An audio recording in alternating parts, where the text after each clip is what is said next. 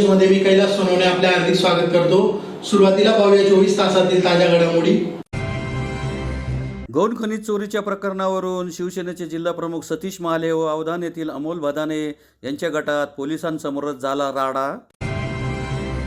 जिल्ह्यातील 2 वर्षातील ठिबक तुषार सिंचन योजनेचे थकीत अनुदान मिळावे यासह विविध मागण्यांसाठी स्वाभिमानी शेतकरी संघटनेतर्फे जिल्हाधिकारी कार्यालयावर काढण्यात आला आक्रोश मोर्चा। जागतिक आदिवासी दिनानिमित्त हिरेभवन येथे आदिवासी मेळावा संपन्न। जिल्ह्यातील शेतकऱ्यांच्या विविध मागण्या तसेच मैत्री कंपनीच्या ठेवीदारांना न्याय मिळावा यासाठी करण्यात आले क्युमाइन क्लब समोर 1 दिवसीय धरणे आंदोलन। आणि सरकारी निमसरकारी कर्मचारी व शिक्षकेतर कर्मचारी संघटना समन्वय समिती धुळेतर्फे क्युमाइन क्लब समोर करण्यात आली निदर्शने। आता बातमीपत्र विस्तार आहे। धुळे औद्योगिक वसाहतीतील लळिंग शिवारातील गट नंबर 75-1 मधून होत असलेल्या गौण खनिज चोरीच्या प्रकरणावरून शिवसेनेचे जिल्हा प्रमुख सतीश महाले व अवधान येथील अमोल बदाने भूषण वाघ यांच्या गटात पोलिसांसमोरच राडा झाल्याची घटना गुरुवारी दुपारी घडली। धुळे औद्योगिक वसाहतीत लळिंग शिवारातील गट नंबर 78-1 मधून गौण खनिज चोरीच्या प्रकरणावरून शिवसेनेचे जिल्हा प्रमुख सतीश महाले व अवधान येथील भूषण वाघ व अमोल बदाने यांच्या गटात पोलिसांसमोरच राडा झाल्याची घटना गुरुवारी दुपारी घडली। यात पोकल्यानो जेसीबी जप्त करीत चालकास महाले यांच्या समर्थकांनी मारहाण केली असून सतीश महाले यांनी स्वतःची जागा नसूनही खंडणीची मागणी केल्याचा आरोपही करण्यात आला आहे। याबाबत अधिक माहिती अशी की गुरुवारी दुपारी 12 वाजेच्या सुमारास लळिंग शिवारातील गट नंबर 78-1 या ठिकाणी शिवसेना जिल्हा प्रमुख सतीश महाले दाखल झाले। त्यावेळी तेथे जेसीबी आणि पोकलँडद्वारे काम सुरू होते। मात्र त्या कामावर सतीश महाले यांनी तीव्र हरकत घेतली। यावेळी त्यांच्या समवेत त्यांचे कार्यकर्ते उपस्थित होते। ही जागा माझ्या मालकीची असून तुम्ही गौण खनिज चोरी का करतायत असा जाब त्यांनी जेसीबी मालक अमोल बदाने व भूषण वाघ यांना विचारला। शिवाय त्यांनी ही माहिती महसूलचे अधिकारी आणि पोलिसांना कळवली। त्यानंतर थोड्या वेळातच मोवाडी पोलीस ठाण्याचे पोलीस निरीक्षक शशिकांत पाटील फौजफाट्यासह वादाच्या स्थळी पोहोचले। त्याआधी सतीश महालेंनी 1.5 महिन्यापासून गौण खनिज चोरी होत असल्याचा आरोप करत सदर काम बंद पाडले होते। त्यामुळे या मुद्द्यावरून दोघा गटात जोरदार खडाजंगी उडालेली होती। यानंतर ते थेट एकमेकांच्या अंगावर चालून आले, परंतु पोलिसांनी वेळीच हस्तक्षेप केल्यामुळे वाद मिटला। सदर जागेवर दोन्ही बाजूंनी आपलीच मालकी सांगितली जात आहे, शिवाय आरोप प्रत्यारोप केले जात आहे। या संदर्भात मोवाडी पोलीस ठाण्यात अद्याप कोणतीही नोंद झालेली नाही। याबाबत सतीश महाले यांनी सांगितले की आमच्या मालकीच्या जागेतून मुरुम काढून तो 300 मीटरवर सुरू असलेल्या एकविरा टेक्सटाईल या फॅक्टरीत भराव करण्यात आला आहे। शिवाय याच जागेतून 1 किमी अंतरावरील महामार्गापर्यंत रस्त्याच्या भरावासाठी मुरुम टाकण्यात आला आहे। प्रचंड प्रमाणात मुरुमाची चोरी झालेली आहे। या संदर्भात प्रशासनाकडे तक्रार केली आहे। त्यामुळे प्रशासनाने संबंधितांवर कारवाई करावी, संबंधितांवर चोरीचा गुन्हा नोंदवून त्यांच्याकडून जबर वसुली करण्यात यावी। तसेच त्यांनी घटनास्थळावरून 2 डंपर पळून नेले, ते जप्त करण्यात यावेत। शिवाय मुरुम चोरीसाठी वापरलेले पोकल्यानो जेसीबी जप्त करून संबंधितांवर कारवाई करण्यात यावी। तरीही माझ्यावर मारहाण आणि खंडणीचा आरोप केला जात आहे। हे तर म्हणजे उलटा चोर कोतवाल कोडाटे असे झाले आहे। मंडळ अधिकारी भालचंद्र बांगर यांनी पथकासह घटनास्थळी भेट घेऊन पंचनामा केला असून या प्रकरणी मंडळ अधिकारी भालचंद्र बांगर यांनी पंचनामा करून सदर प्रकरण तहसीलदार यांच्याकडे पुढील कारवाईसाठी पाठवण्यात आले आहे। औद्योगिक वसाहत परिसरातून मोठ्या प्रमाणात गौण खनिजाची चोरी होत असल्यामुळे याची सखोल चौकशी करण्याची मागणी करण्यात आली आहे। उत्खनन झालेलं आहे, त्याचं मोजमाप होईल आणि त्याच्यानुसार जेवढा गौण खनिजा दंड असेल तो वाहतूक करणाऱ्याकडून आम्ही वसूल करण्यात येईल। ज्या आता दिसत आहे तिथे आपल्याकडे आणि 2 वाहन दिसत आहेत। त्या जागेवर माझं फॅक्टरीचं काम चालू आहे, तरी सतीश माले इथे आले। त्यांनी माझ्या माणसाला मारलं, पोकलेनवाल्याला मारलं, जेसीबीवाल्याला मारलं, चाव्या हिसकून घेतल्या आणि दादागिरीने शिव्यागाळ केल्या। 2 तास त्यांनी शिव्यागाळ केल्या। इथे आम्ही रस्ता खराब होता म्हणून रस्ता बनवत होतो। जागा त्यांची नाही, जागा मला हे माझ्या बाजूला यांच्या नावावर जागा आहे, तर यांनी हे दादागिरी गुंडगिरी करायचा प्रकार केलेला आहे। तर रीतसर आम्ही याच्यावर कारवाई करणार आहे आणि त्यांचं या क्षेत्रामध्ये या एरियामध्ये त्यांचा काही संबंध नाही। इथे येऊन दादागिरी करणं शिवसेना महाप्रमुखला बिलकुल शोभत नाही। त्यांनी तुमच्यावर आरोप केले की बिना रॉयल्टीचे भर केलेली, या संदर्भात काय सांगाल? सगळं माझ्याकडे पूर्ण कागदपत्र आहे, रॉयल्टी मी भरलेली आहे। 6 महिन्यापासून माझं काम चालू आहे, सगळ्या गोष्टी मी रॉयल्टीने जाणतोय आणि 6 महिन्यापूर्वी या बांगूर नाना सर्कल नानाकडे मी माझं ॲप्लिकेशन दिलेलं आहे की काही जे काही असेल याचे व्यतिरिक्त पैसे लागत असतील तर ते तुम्ही माझ्याकडनं रितसर घेऊन घ्यायचे रॉयल्टीचे, असं ॲप्लिकेशन पण आहे, ते तुम्हाला देऊन देईल मी। आतापर्यंत किती पैसे रॉयल्टीचे भरले तुम्ही? ते तर आता मोजावं लागेल ना, पूर्ण बॉक्स तुम्हाला दाखवून देईल मी। सर, तुमच्याकडून काय मागणी केली त्यांनी? हे बंद करा, नाही तर पैशाची मागणी केली आणि माझ्या माणसाला मारलेलं आहे त्यांनी, आणि जो प्रोक्लेनवाला आणि जेसीबीवाला त्याला पण मारलेला आहे। गुंड माणूस आहे का? अवैध म्हणताय, जमीन आमच्या मालकीची आहे। मालक इथे उभे ना तुमच्या समोर, हे मालक आहे ना, उतारा चेक करा ना तुम्ही। 78-1, 78-2 तुम्ही उतारे चेक करा। उतार्यावर तर आजचा उतारा आहे ना, फ्रेश उतारा. मालक तर हे आहे ना. तुम्ही आता काय मागणी करणार ठीक आहे, चला. शासनाकडे? मागणी काय, चूक काय केली आहे आमची? आणि मी दादागिरी करून मारायचं आमच्या माणसाला, त्याचा काय संबंध इथे यायचा? आणि आम्ही इथं कुठल्या प्रकारचं गौण खनिजचं आम्ही हे नाही केलं, फक्त एवढं एक हे आमच्या रस्ता गाड्या फसत खराब आहे होत्या. म्हणून हे इकडचा माल काढून इकडे टाकतोय. खड्डा आहे तिथे, आणि जर त्यांनी 15 वर्षापासून इथे खड्डा आहे. इथून आम्ही माल काढलाय तर दाखवून द्यावं कुठं इथं नवीन कोरलेलं दिसतंय, बघून घ्या तुम्ही, व्हिडिओ शूटिंग करून घ्या. ओके. कुठं तुम्हाला असं वाटतं की इथून मुरुम कोरलाय, फक्त आमचा इथं गाड्या फसत होत्या म्हणून आम्ही, आणि ते बी जागे मालक रितसर विचारून आम्ही काम करत होतो. ओके. धुळे जिल्ह्यातील 2 वर्षातील ठिबक तुषार सिंचन योजनेत थकीत अनुदान मिळावे तसेच शेतकऱ्यांना पीक विम्याची रक्कम मिळावी यासाठी स्वाभिमानी शेतकरी संघटनेतर्फे जिल्हाधिकारी कार्यालयासमोर आक्रोश मोर्चा काढून निवेदन देण्यात आले. धुळे जिल्ह्यातील 2 वर्षातील ठिबक तुषार सिंचन योजनेचे थकीत अनुदान व जिल्ह्यातील शेतकऱ्यांना पीक विम्याची रक्कम मिळावी यासाठी स्वाभिमानी शेतकरी संघटनेतर्फे जिल्हाधिकारी कार्यालयावर आक्रोश मोर्चा काढत जिल्हाधिकाऱ्यांना निवेदन देण्यात आले. धुळे शहरातील महात्मा गांधी पुतळ्यापासून जुनी महानगरपालिका, नवी महानगरपालिका, ह्युमन क्लब पर्यंत मोर्चा काढण्यात आला. त्यानंतर जिल्हाधिकाऱ्यांना निवेदन देण्यात आले. निवेदनात म्हटले आहे की धुळे जिल्ह्यातील शेतकऱ्यांनी राष्ट्रीय कृषी विकास योजनेतून सन 2022-23 व सन 2023-24 या वर्षात आपल्या शेतात ठिबक सिंचन व तुषार सिंचन संच बसवले होते. अल्पभूधारक शेतकऱ्यांना 80% व बहुभूधारक शेतकऱ्यांना 75% अनुदान राज्य शासनाने व केंद्र शासनाने निर्धारित केले आहे. मात्र गेल्या 2 वर्षापासून धुळे जिल्ह्यातील तब्बल 9,000 शेतकऱ्यांचे अंदाजे 61 कोटी रुपये ठिबक व तुषार सिंचन अनुदानाचे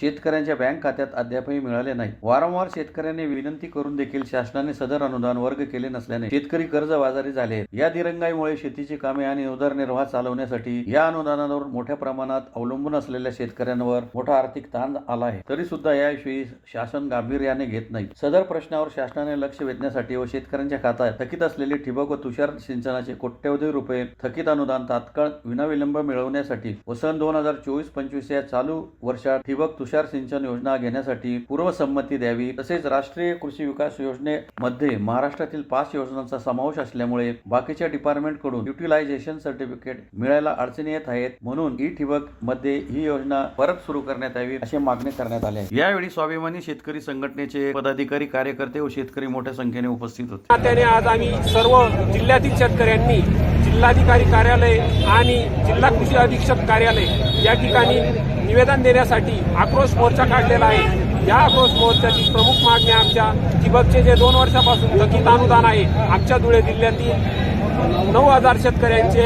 61 कोटी रुपये थकीत आहेत, ते वितरित करण्यासाठी शासनाने लवकरात लवकर कार्यवाही करावी या प्रमुख मागणीसाठी. तसेच सरसकट कर्जमाफी झाली पाहिजे. 2 वर्षाचे पीक विम्याची रक्कम शेतकऱ्यांना मिळाली पाहिजे. 2023च्या दुष्काळाची अनुदानाची रक्कम शेतकऱ्यांना मिळाली पाहिजे. तसेच 50,000 रुपये जे शासनाने प्रोत्साहनपर अनुदान जाहीर केलेलं आहे, ते जाहीर करून अर्ध्या लोकांना मिळाले, अर्ध्या लोकांना मिळाले नाही, असे आमचे बरेच शेतकरी बाकी आहेत, त्यांना ती रक्कम मिळाली पाहिजे.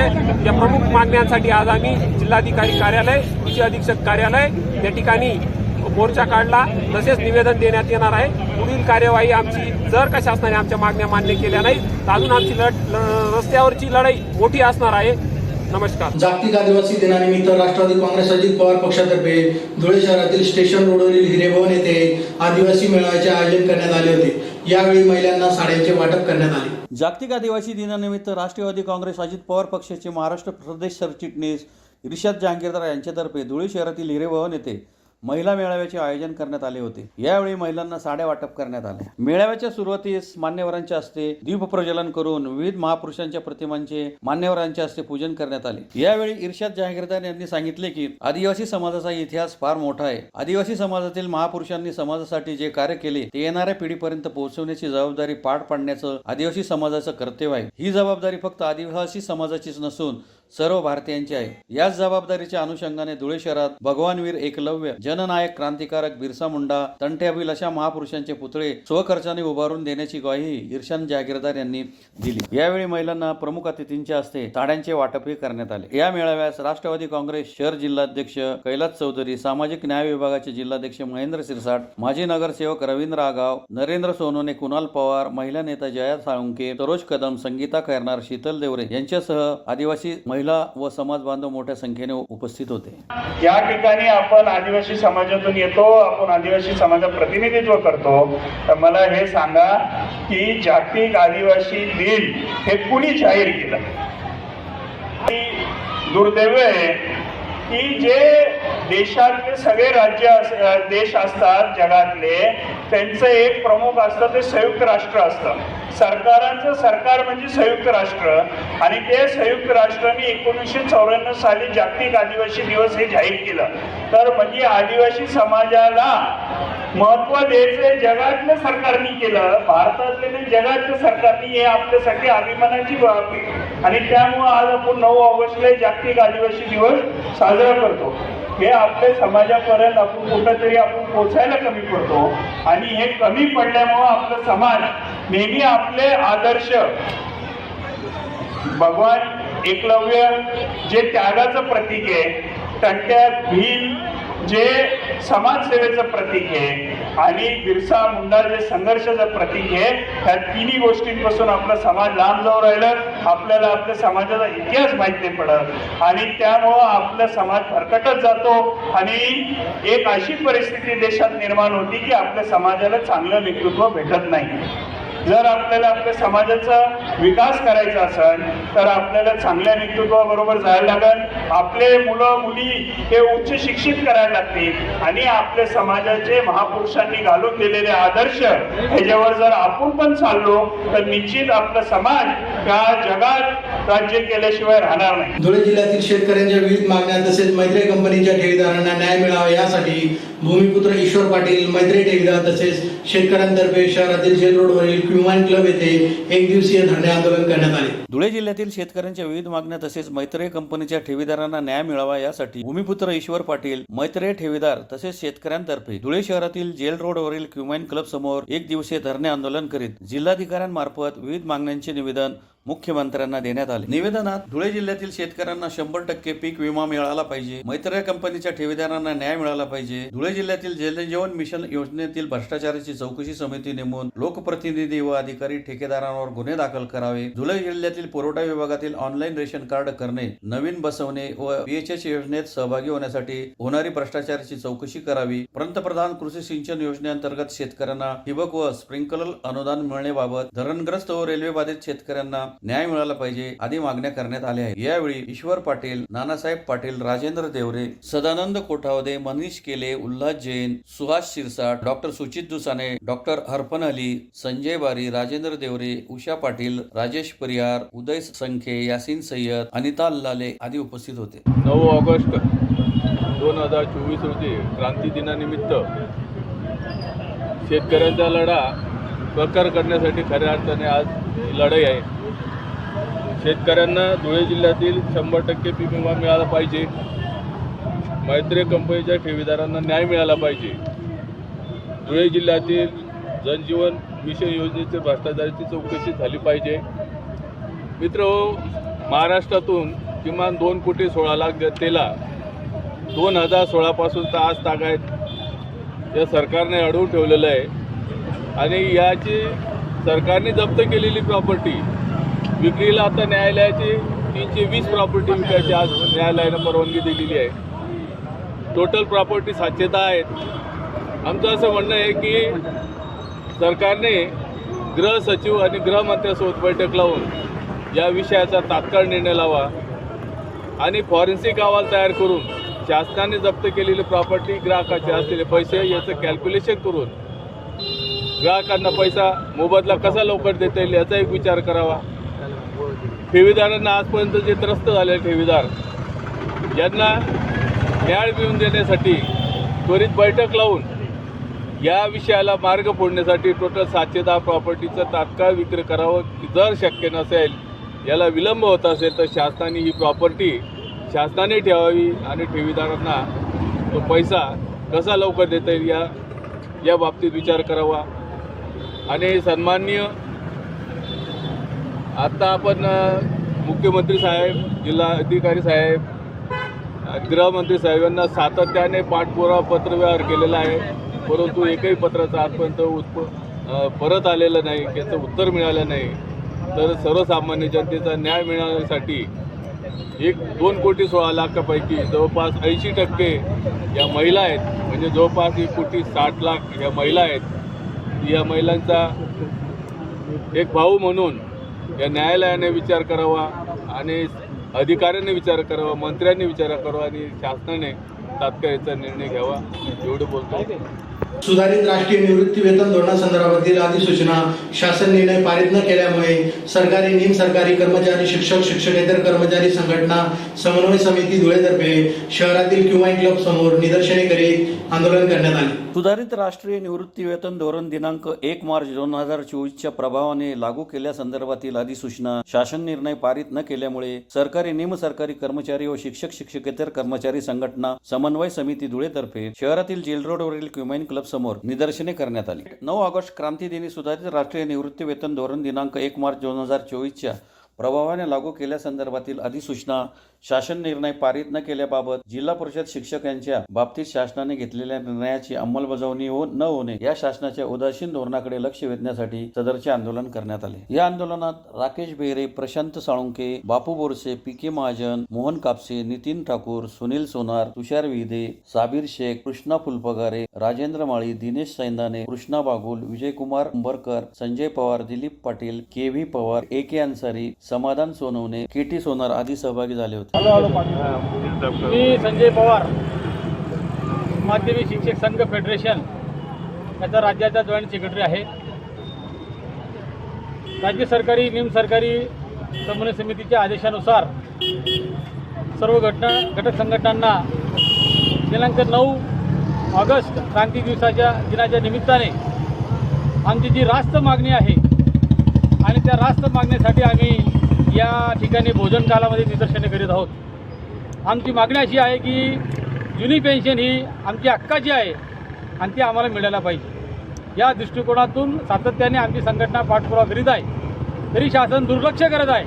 म्हणून या झोपलेल्या शासनाला जागे करण्यासाठी आम्ही 9 ऑगस्ट आणि 11 ऑगस्ट असे 2 दिवशी हा भोजन कालामध्ये निदर्शने करण्याचा कार्यक्रम आयोजित केलेला आहे. आता तरी या शासनाला जाग येईल आणि आमची न्याय मागणी, आमचा हक्क आम्हाला मिळेल अशी रास्त अपेक्षा आपल्या माध्यमातून करतो. धन्यवाद. पुन्हा एक नजर ठळक घडामोडींवर. गौण खनिज चोरीच्या प्रकरणावरून शिवसेनेचे जिल्हा प्रमुख सतीश महाले व अवधान येथील अमोल बदाने यांच्या गटात पोलिसांसमोरच झाला राडा. जिल्ह्यातील 2 वर्षातील ठिबक तुषार सिंचन योजनेचे थकीत अनुदान मिळावे यासह विविध मागण्यांसाठी स्वाभिमानी शेतकरी संघटनेतर्फे जिल्हाधिकारी कार्यालयावर काढण्यात आला आक्रोश मोर्चा. जागतिक आदिवासी दिनानिमित्त हिरेभवन येथे आदिवासी मेळावा संपन्न. जिल्ह्यातील शेतकऱ्यांच्या विविध मागण्या तसेच मैत्रेय कंपनीच्या ठेवीदारांना न्याय मिळावा यासाठी करण्यात आले क्युमाइन क्लब समोर 1 दिवसीय धरणे आंदोलन. आणि सरकारी निमसरकारी कर्मचारी व शिक्षक शिक्षकेतर कर्मचारी संघटना समन्वय समिती धुळेतर्फे क्युमाइन क्लब समोर करण्यात आली निदर्शने. याचबरोबर श्रीराम टाइम न्यूजचे बातमीपत्र संपले. दिवसभरातील ताज्या घडामोडींसाठी पाहत राहा श्रीराम टाइम न्यूज. भेटूया पुढील प्रसारणात. तोपर्यंत नमस्कार.